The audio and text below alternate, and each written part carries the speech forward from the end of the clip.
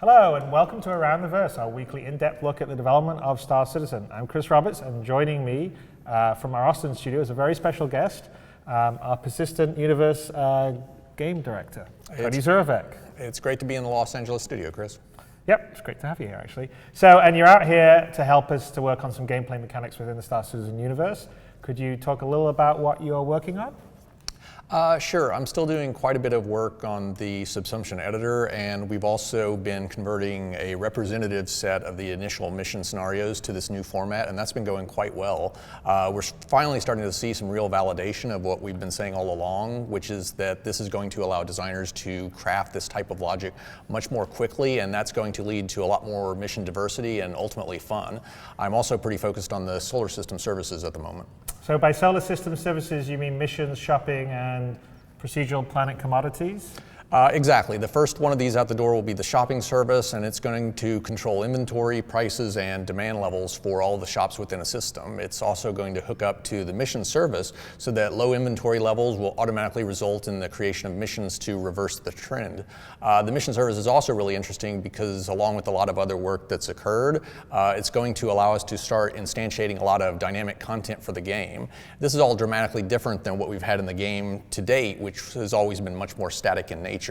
I should also mention that the guys in Frankfurt recently created a really useful real-time visualizer for the subsumption logic, and that's allowing designers to iterate much more quickly than they otherwise would be able to, and that's going to pay some huge dividends in the future. That's cool. That's right, and we'll actually hear more about the subsumption mission visualizer in our Frankfurt studio update. So you may have noticed last week's studio update had more detail and was longer than previous ones. This was the debut of the revamped studio update segment. The idea is to give you guys a video version of that studio's monthly report and calls out the work accomplished by all disciplines, not just the few we decided to focus on in our previous sort of studio updates. This hopefully allows us to give you all a better weekly snapshot of the continual progress we make towards building the BDSSE. So with that, let's go to Frankfurt for our weekly studio update.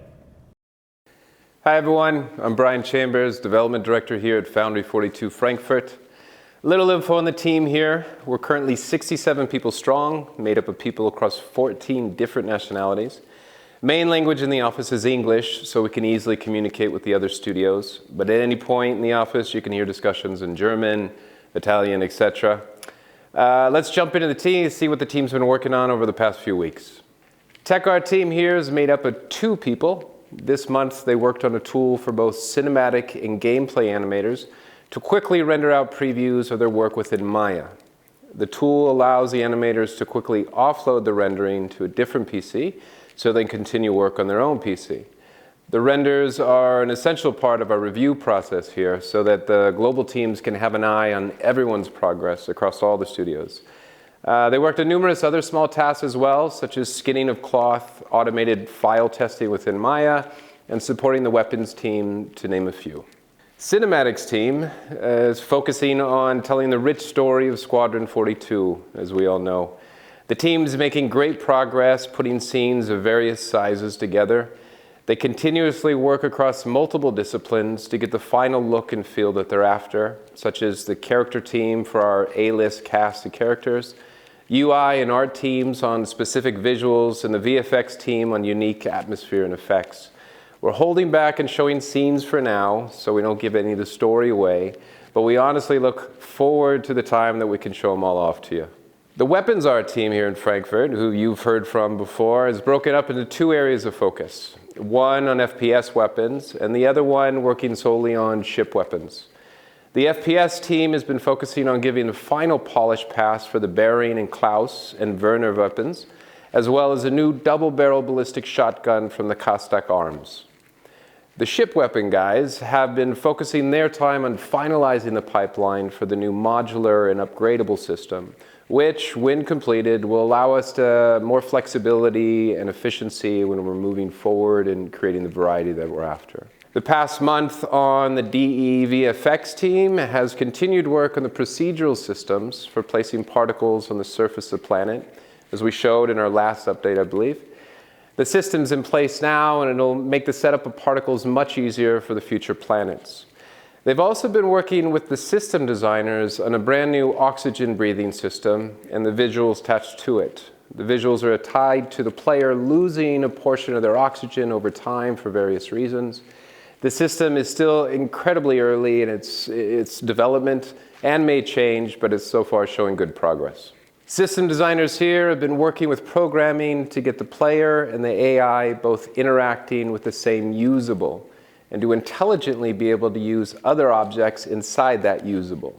For example, sitting down at a table, picking up a cup, drinking from it, using a knife and fork, picking a grenade or gun from a locker, etc. They also worked on getting all the Squadron 42 character subsumption behaviors standardized across the board.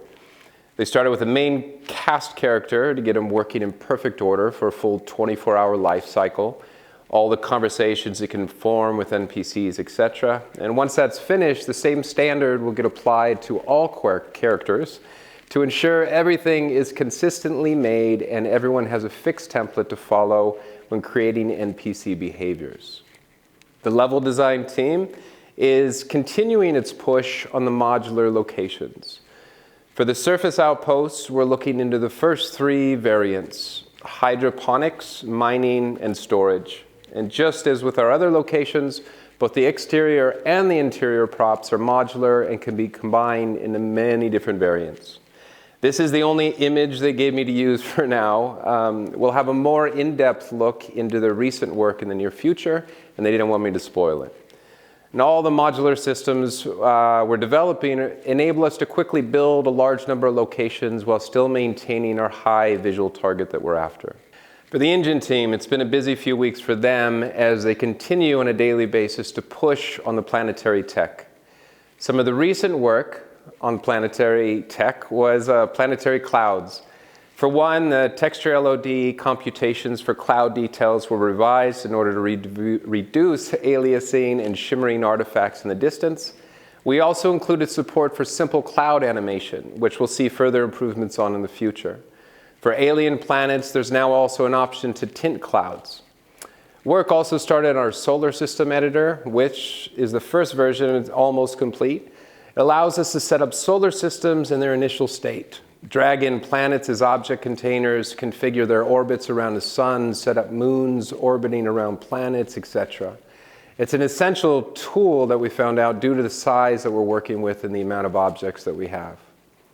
The tech team also did numerous other improvements, such as replacing the video player backend, which now allows for much higher quality video at a much reduced file size.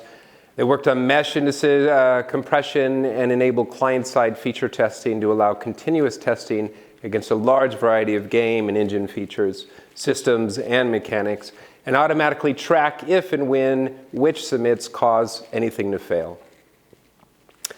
This month, the environment art team grew by another 2 artists. Collectively, they've made a lot of progress on the procedural moons around Crusader. Each moon has its own distinct look and feel. A lot of effort has gone into making each one unique, at the same time visually keeping them tied to the same family, per se. The work on the different ecosystems for these moons is now complete, and the team is currently working on refining the geological elements that will be found on each separate moon. We're excited for players to eventually visit the 3 moons, Yela, Daymar, and Selin, by flying seamlessly from space to the procedural planet's surface. The development of a procedural tech is ongoing, and with a growing team of artists using it on a daily basis and working directly with the programmers to improve the tools, we're creating a strong and extremely strong foundation for our future content.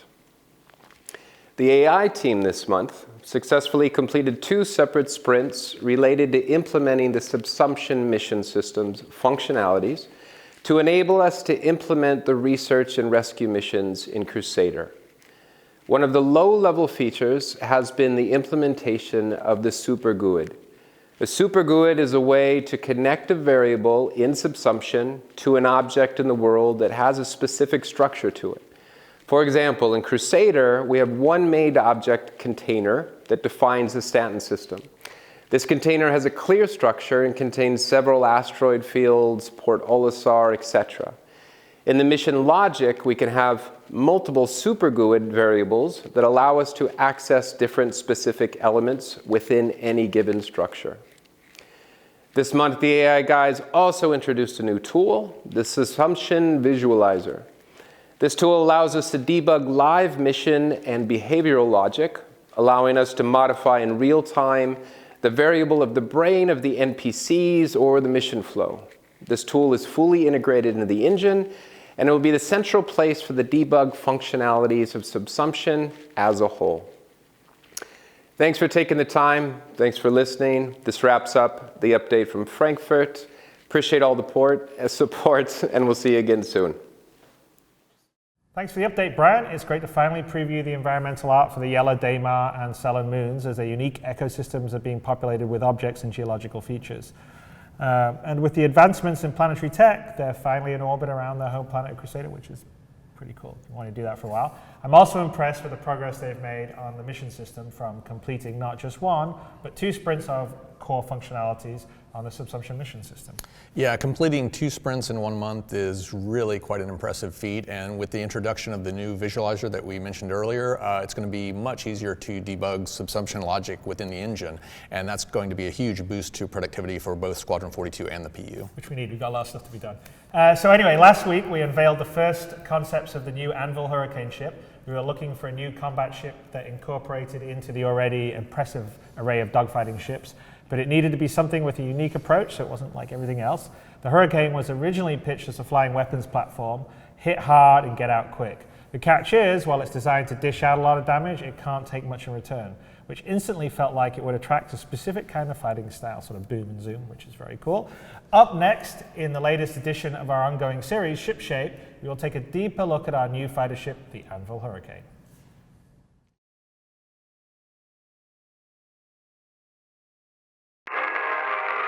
Divided war enters 7th year. Direct shield spell death for UEE Navy. Originally designed by Casa Aerospace as a weapon against the impenetrable Tavaran phalanx shield, the Hurricane provided a unique solution. If you can't go through the shields, go around them.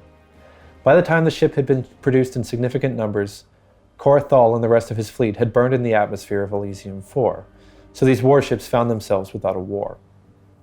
Although it continued to serve in rotation, the Hurricane fell out of common usage and was eventually eliminated from the fleet.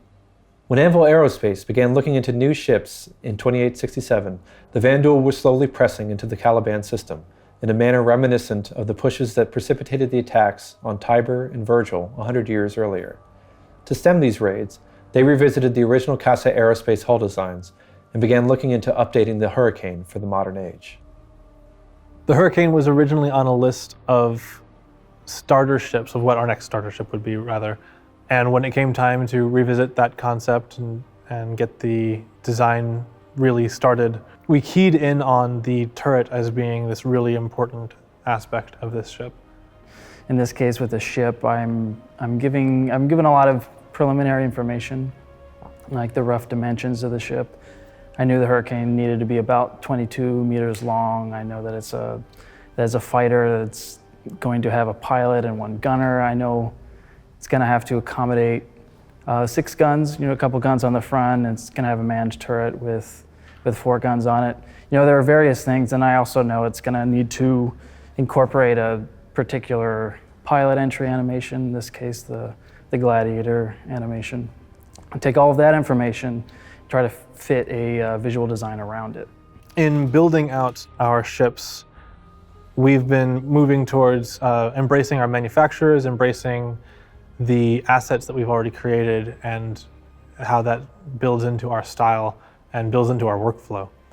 So the Gladiator and the Hurricane were, kin, and we took advantage of that to accelerate the process of building out this ship, because we can take a lot of the similar design cues for that entrance for the pilot and the turret, although they are much further apart than they are in the Gladiator, where they're bunk buddies. But with the Hurricane, we wanted to differentiate it a step further. When I take a first pass at the design, sometimes I'm taking pieces from the Hornet and pieces from the Gladiator, shoving them together, seeing if I can make a new ship out of those pieces, and I'm trying to inspire myself to think of some new shapes, new looks. So I will put together a batch of really rough either sketches or mock-ups, or I'll I'll call it like a 3D kit bash if it's using existing pieces. I'll send that off to Paul, the art director on this particular project, and we'll take a look at it and we'll see what we like and what we don't, and we'll move forward from there. This came together around the same time as the concept for the Prowler, which had just begun to have its concepts of the directional shield and its lore in the Devarian War and all those things coming together. It seemed like it would be kind of cool to pair those things up. So the Hurricane was kind of the answer to the issues that the UEE were having with the Prowler, where the Prowler would present this impenetrable defense and just sort of stroll up and wreck your day, and then someone had the brilliant idea of, what if we shot them from behind? So the Hurricane was about getting those strafing runs, getting to it quickly, but sacrificing a lot for that. So the Hurricane needed to get in fast, and it needed to unload a ton of bullets, a ton of damage onto the Prowler all at once in order to counteract its impressive shield technology. And as sort of a benefit, bringing the Hurricane back in modern times, is that it's pretty effective at strafing runs and assaults on stationary targets. The focus is so much on that turret and being able to bring pain to people you're running away from. The notion that we had for this glass hammer, as Will calls it, that you run face first into danger and then make them regret following you. The Hurricane is actually pretty underpowered with the exception of those guns. It sacrifices everything to have reasonable engines and insane weaponry, and everything else had to go. So it's not going to be able to really power a full laser suite with your shields all together. Your shields aren't anything really to write home about, and the nicest thing that can be said about the Hurricane armor is that it has some. It's all dedicated to that aggressive notion. You just have to make sure that you win fast, which seemed to go along with the original design idea of this ship. So with the Hurricane, I think it takes the pre-existing recognizable attributes of Anvil ships, and it simplifies them and it streamlines them. When you look at the Hurricane, hopefully you'll recognize a few things. You can maybe see the bent wings of the Hornet. You can of course see the iconic anvil circle there in the center. Everything revolves around that. Has the snub nose that is reminiscent of the Gladiator. It takes all these ideas and it gives them a pretty simple silhouette, and it reads pretty well from a distance. So I'm thinking that mostly if you're seeing a Hurricane from a distance, you'll recognize the wings. Depending on the color scheme, maybe you'll recognize the shape that is designed on the top, which is actually reminiscent of the Anvil logo itself, the circle and some of the angles coming off of it. So that's what I hope you notice when you're actually looking at the ship. It definitely requires a particular kind of gunner to want to fly these things, because you are putting your life in their hands. And to an extent, the pilot as well. Anyone who seeks out the Hurricane to fly is someone who is probably going to cause a ruckus. It's always very cool when a ship can add to the game's history while also distinguishing itself with exclusive gameplay features like the quad gun turret. Yeah, quad gun turrets are cool. One time, Paul built this, because he's the guy writing the ATOM system, he had a ball turret on the Hornet and had Gatling gun attached to Gatling gun attached to Gatling gun. And I think he had about 50 guns on his. We won't sell that one, but it was very cool. But anyway, the focus on firepower will really appeal to experienced flyers. With the Hurricane's small build, its sensitive movability isn't for rookies unless you're really looking for a challenge. So we'll see if you want a challenge. Up next, we got a really interesting piece for our behind the scenes. Ever since the project was first announced, backers have been asking about their characters in Star Citizen. Absolutely. Your character is your connection, the in-game representation of yourself, and developing a character that's as individual as you are is totally essential to creating a unique player experience. Yeah, especially in our world. So our character customization system is sure to provide a multitude of personalized player experience. And along the way, we've learned that creating a system that allows you to mix and match pieces of clothes, armor, and weapons to create distinct looks requires extensive technical and gameplay considerations. So we sat down with Paul Rendell, Sean Tracy, and Josh Herman to talk about the challenges of bringing the system online in Star Citizen. Have a look. Hi there, everyone. I'm Sean Tracy, the Technical Director of Content here at CIG, and today we wanted to talk a little bit about character customization. So to make that happen, I have with me Paul Rendell. Did you want to introduce yourself? Hi, I'm Paul Rendell, and I'm the Director of Engineering for Persistent Universe. And with me also... Yep, I'm Josh Herman. I'm the Character Art Director. Awesome. So to bring online character customization, you need a lot of different departments working together, and that's going to come from design, it's going to come from art, and it's going to come absolutely from the engineering side. So the first thing we did want to talk about was exactly what we're going to do for the next big release that we'll be giving out to you. And then what we're going to do moving forward. And today what we're going to discuss is what we'll term customization. So basically selecting items on your character and being able to customize what you're wearing, things like armor, things like clothing, things like weapons, and basically how we brought that system online. So maybe to give them a bit of background over how this system came to light was at the very base of it, the CryEngine or Lumberyard engine uses something called character definition files, or basically really just static geometries. So you've got a skeleton of a character and then you've got a bunch of geometries attached, right? The problem with that is that none of that can change at runtime. You can't switch out those attachments, changing things like the color of it, or even embedding things like gameplay logic within those pieces of geometry was not possible. So it sounds like no customization at all was available. No customization was available. It was all very static and it was very pre-authored. So it works really good for a game that has, you know, maybe upwards of 20 characters or so. But a game like Star Citizen, which is an MMO, players are going to make their own characters. We're going to have hundreds and hundreds of different types of NPCs. It's not going to work very well for. Sure. So as the ships were being developed, and maybe Paul can talk a little bit about this, they had to come up with a system for ship customization, which was the first we step. basically had the same issue with ships. Like the vehicle system in CryEngine comes with predefined ships. They have predefined weapons.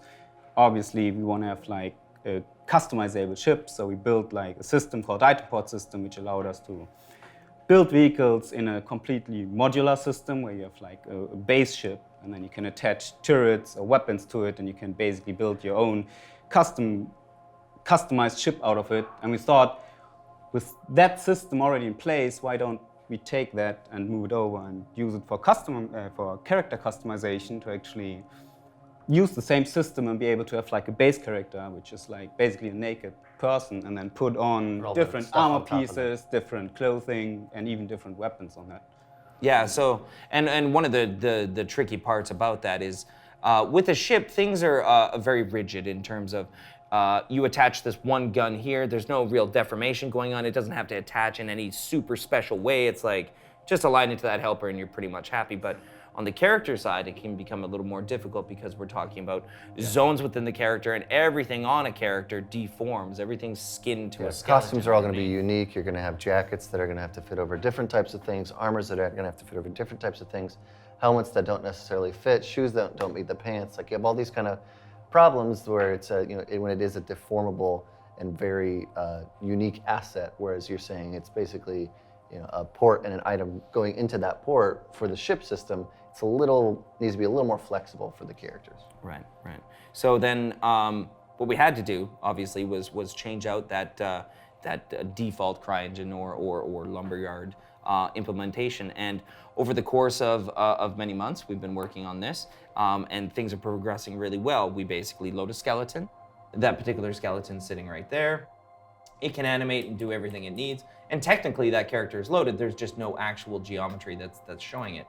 So in the loadout editor here, you can see that I have an item port, and it's called the body item port. And this is what supports a bunch of different items. So within the items, you can see we've got female bodies, we've got male bodies. So right now, I'm just going to load up one of the male bodies, and we've just got two very different ones in terms of their skin tone. And before I get too much further, I want to attach a head just to show you how we do skeleton extensions and that the base skeleton actually gets built up upon. So what I do is the body actually carried a whole bunch of item ports with it by itself. Maybe I'll make these a little bigger so you can see it. And the one I'm really interested in is this head item port. So as soon as I select that head item port, it actually tells me what items, are valid for that particular port. And we set this all up through types, subtypes, and sort of rules. So you can see we've got a lot of different character heads. And in this case, I'm going to select, the male tier 1, male 09 tier 1, which is the one that everybody's kind of used to within the PU. But we'll happily change that around a little bit. So I'm just going to add some eyes onto him, so he gets a little set of eyes. And now let's go ahead and turn off the skeleton debug here. So here's our guy. So he's loaded up. And one of the things that we're working on right before we give you a character creation is this seam between the neck and the body. Because we have our heads all scanned from actual people, and our body itself actually wasn't a body scan. This was actually just modeled by one of our very talented character artists. What we have to do is align those two so that there's no seaming in there. And what can be confusing but also very powerful within the situation is the dynamic hierarchy that it kind of creates. So like we have the skeleton, then we add that naked body on top, and then on that naked body there's a certain number of ports. It's got clothing ports for t-shirts and whatever else, but it's also got another port called the armor port. The way our game is designed is we have the undersuit, and then on top you can layer different armor plates and so on. And that's also just another item port on top of the undersuit item port. So I have the undersuit item port, and then I can go and give him different leg plates here. So I can really customize my character. And since the art is all set to work with each other, I can now actually even go further and put stuff attachments on my armor. So there's different armor item ports here for grenades, for example. So I put a little grenade in here. So yeah, and I mean, as you can see, this completely allows me to completely customize and randomize my whole player. Now, initially doing this, of course, some of the assets weren't really set up to be as modular as they could be. Sure. So what were some of the challenges that you ran into when we were trying to put all this stuff together all of a sudden? Sure. Some of the easy ones are when we start putting together all different types of art. Shirts or pants and shoes is the easiest example. So if I have high tops and I have shorts, that's going to be a very distinct difference in between the two. But then if I have pants that are going to go longer, not all sudden things start colliding. Yeah. And if those aren't set up early, basically what we've started to create is zones or regions or boundaries, depending on what you want to call them, to help us make sure that everything's going to line up. Mm-hmm. The other things is maybe say somebody's got a weapon on, and they want to take that off, this armor piece off. Does the weapon go away, or does the weapon now does it go down a level, mm-hmm. and does it get to stay there? And that's also a gameplay implementation as well. Should you be able to put armor on or a weapon on whatever's underneath that?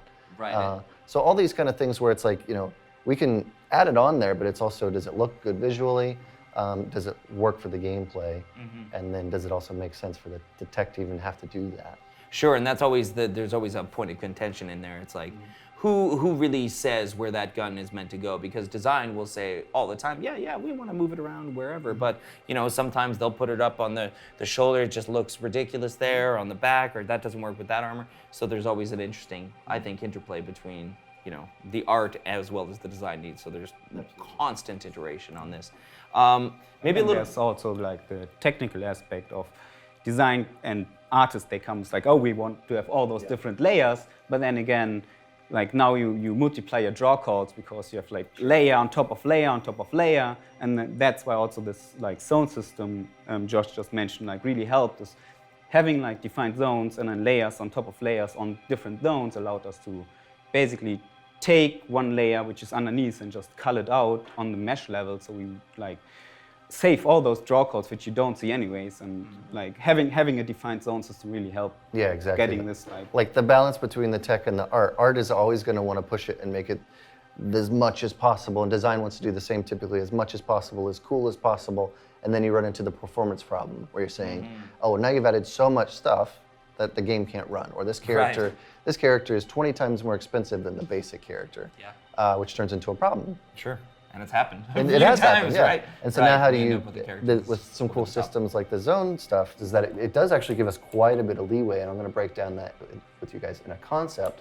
We can break them down pretty easily. So both of these have a jacket, which is this piece right here. Both of these have shirts, which would be this piece right here. And then we have a pant.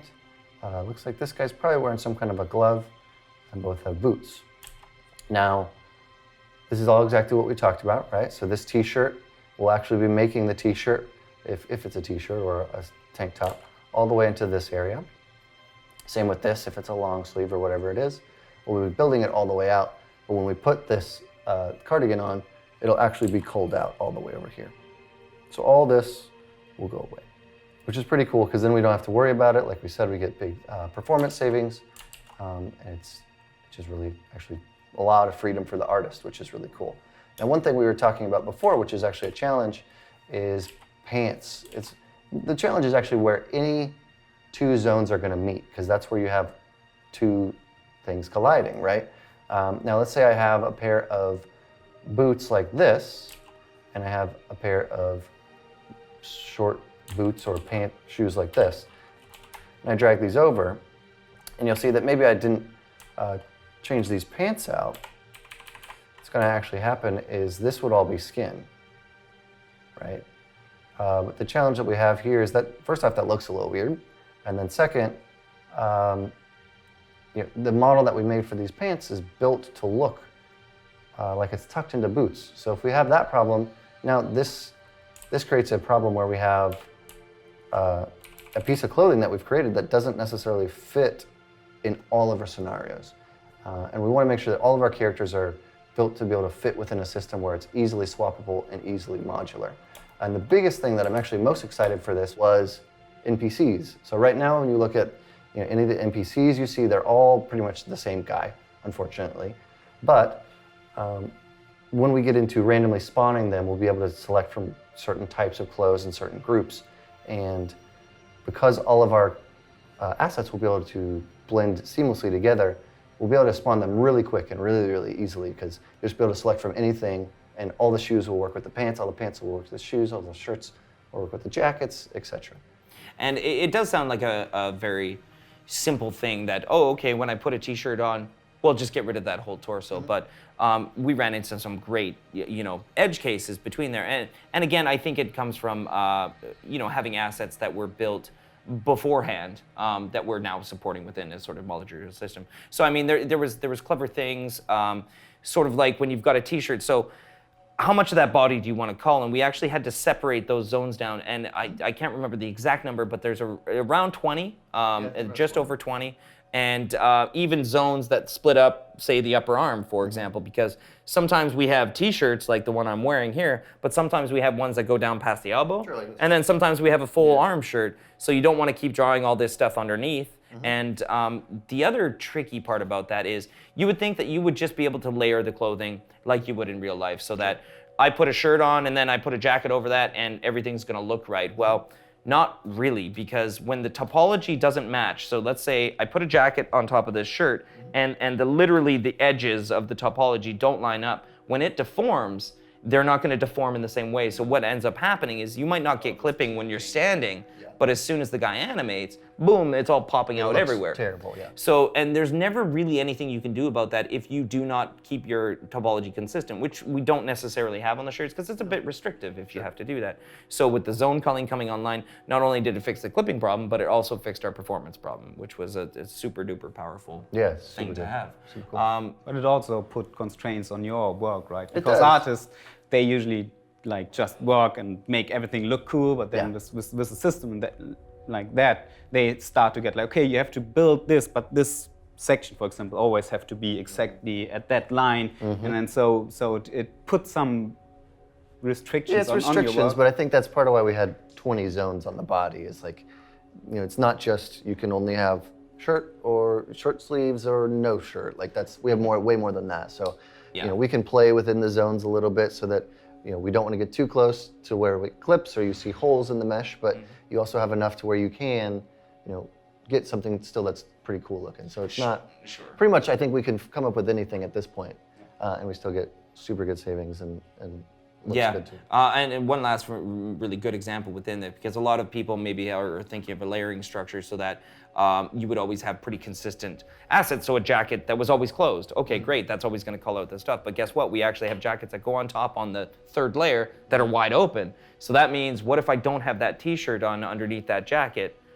I got to show the chest then, but the t-shirt was culling the chest. So then how do I make sure the chest is there with that jacket on? So there's a lot of little logic within there that has to get all worked out. And we worked most of it out anyways. And something that's really cool about that though is like that we do that I don't know if I've seen other people do is like, maybe they have, but like if I buy a jacket in some other games and it's an open jacket, they just replace the shirt underneath. Sure, they just and you give get you your own, you get just a generic shirt. Whereas with ours, you can wear that jacket with a t-shirt underneath or shirtless, like or shirtless but with a jacket. Look like, you know, I call it Fabio. the Fabio look, but you it's, can do that too. It's pretty fun. So it actually adds a lot of customization within that to where we can start layering much more than we were with just like, okay, you're making an open jacket and a closed jacket and a t-shirt, and so you get a lot more. Yeah, so a lot of questions that present themselves, and sometimes I go down this road with the designers, but we have to explain the hierarchy of how this works out a little bit. We have, just as Paul explained, this naked body, and then on the naked body, we have clothing that can get attached to it. So then we have this layering, so that clothing starts hiding that naked body. But then on top of it, we have another layer of the hierarchy, which is the armor. So the armor hides all the clothing, which hides all the body, right? So now we keep building up on it. And it might be worth explaining how we've split up the armor into less granular zones than the 20 or 30. We still have that technique, but we have whole items anyways. So maybe if you want to. Yeah, sure. So when we're going to put on armor, and one of the things that we're defining right now as armor is an undersuit. So an undersuit basically means you're going to be able to go into space with it. So you can put on a helmet and you can go into space, EVA, jet around, and you should be fine. So an undersuit is kind of your it's almost chest. like a, it's like a chest. Yeah, it's like a frame. So what that does is it puts on, and you can still see the player's head, hair, face, all that kind of stuff. But then on top of that, now you put your helmets and you put your chest pieces, your arm pieces, and your leg pieces. So right now we've split it up into 4 because it's just easy to assemble. It's easy. With less zones, like we were kind of talking about before, you have way more free play for the art. Because I don't have to say, like, if this line on my arm is where I'm going to have a zone, all the gloves, everything is always going to have to end at this line. And it will look a little weird, and you'll see it in some other games. It doesn't call itself out until you see it. But you'll see all the gloves go to here. All the boots and the pants like mash at one line. So if we remove those lines, we can have a lot more free play in that art. So we have a little bit less there. Right. But also it allows for gameplay for design. So we can put how many weapons go on a chest piece, on a core piece. And does that get bigger and better as you go up light, mediums, and heavies? And then tech within the helmets and all that kind of stuff within the legs and arms as well. So within this, we've talked a little bit about how the art is developed. So let's talk a little bit about how the tech actually works in terms of, okay, so we've got this hierarchy, and then we have these character items. So this is all part of the item 2.0 entries that we've talked about with the community quite a bit. So we have all these items that are all predefined, but within those items, there can be gameplay components on them. So there's a couple components that are being developed for the character side. Did you want to talk at all about any one of those? Well, I mean, for like the first thing we did, taking what like originally CryEngine camps was like what you said, like the static character definition file, and like split each piece out, and we just made them items.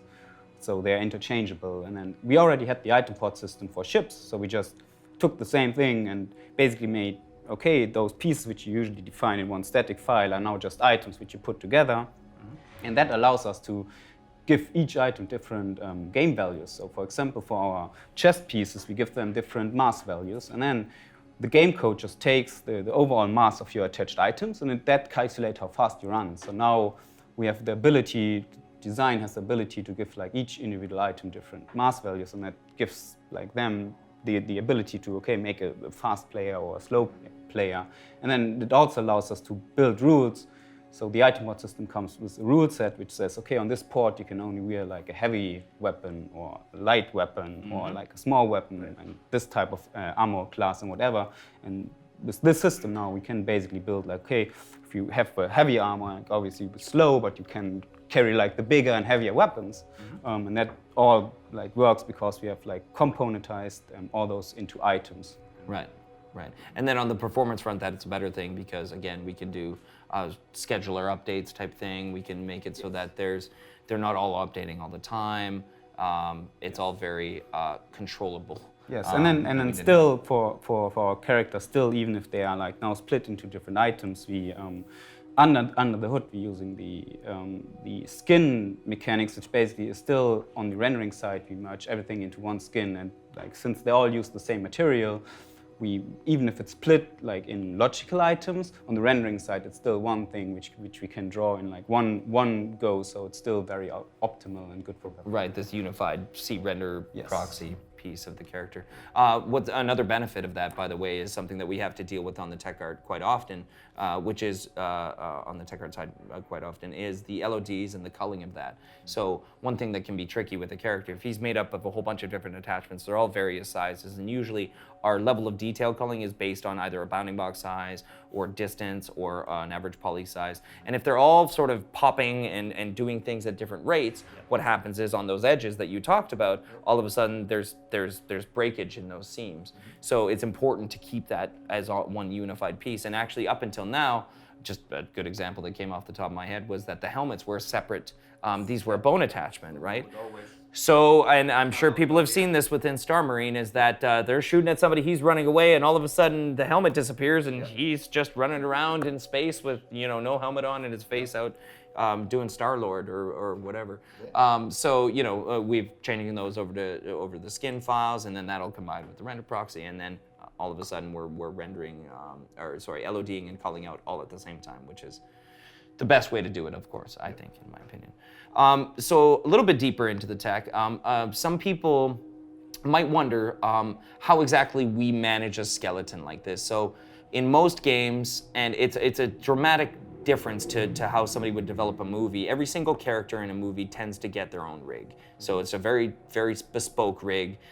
They've got whole departments of riggers that are just building up these skeletons for every single character. However, in a game, it's the polar opposite. You want one skeleton for everything as much as possible.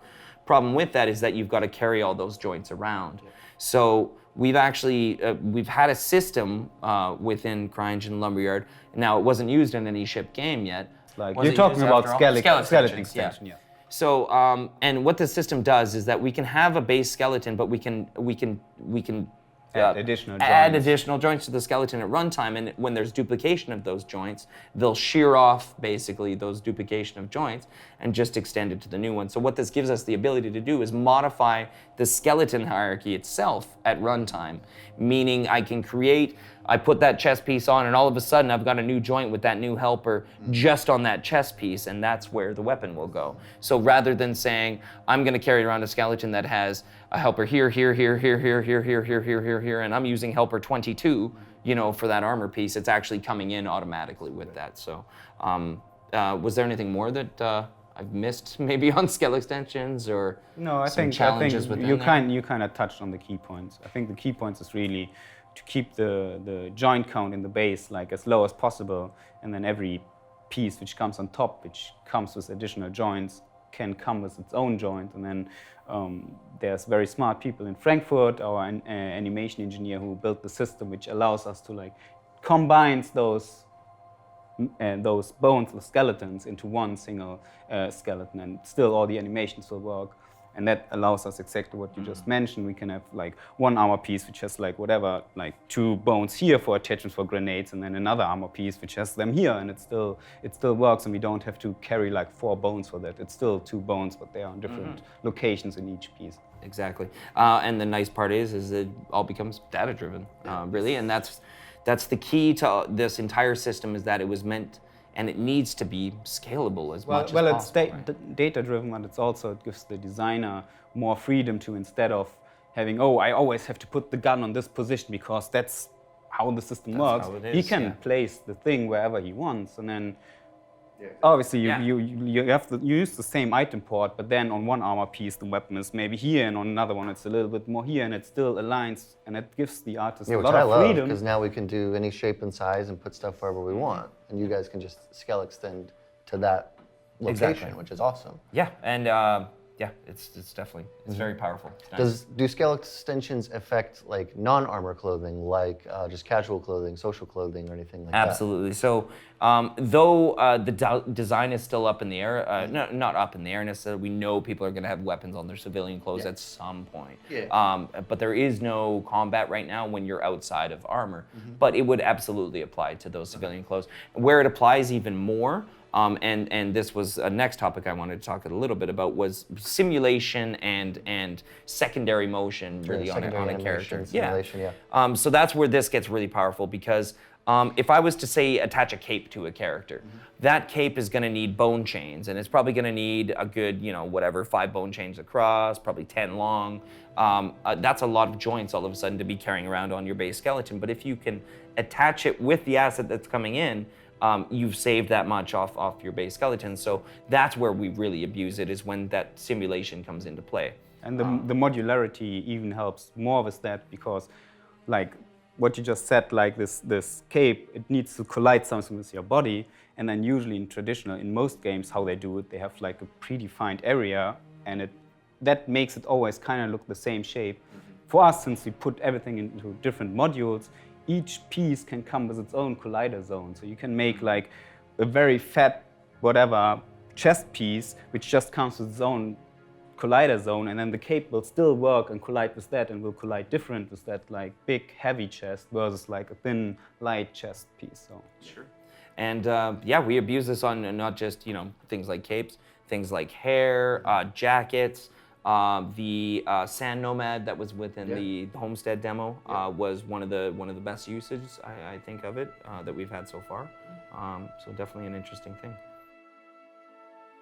We're really excited about the degree of variety this tech is going to bring our players. Wanted to leave you guys with a little bit of a video showing off some of the features. So thanks again, and thanks for watching.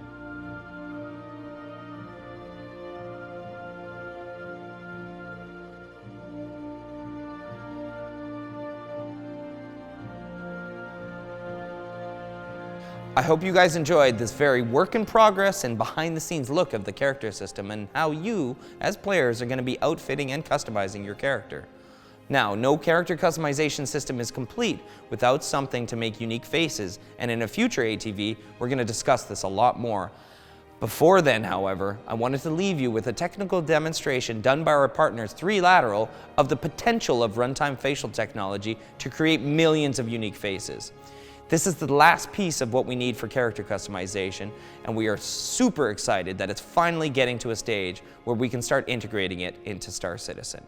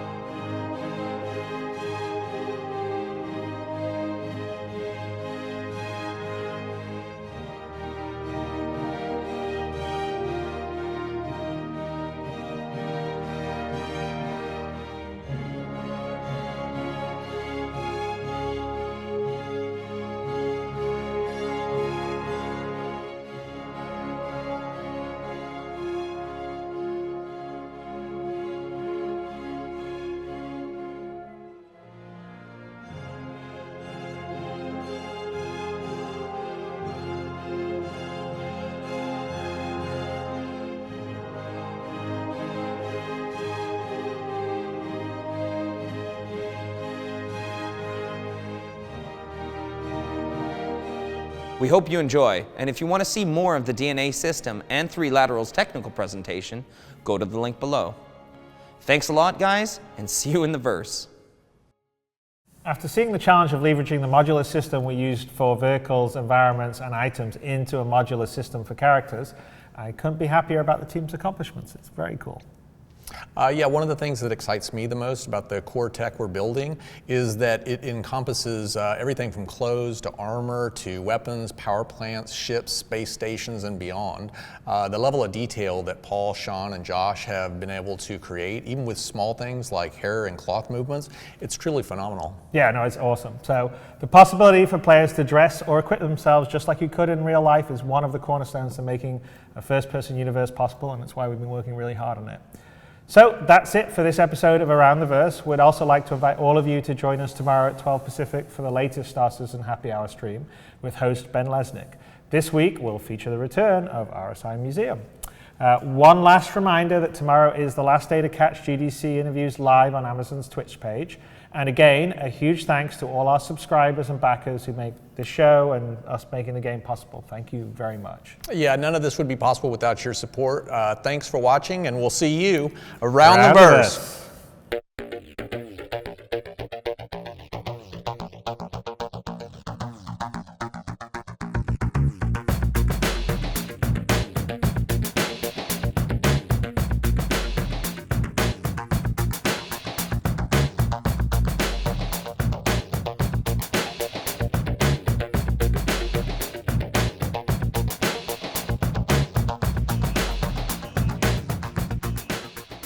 Thank you for watching. So if you want to keep up with the latest and greatest in Star Citizen and Squadron 42's development, please follow us on our social media channels.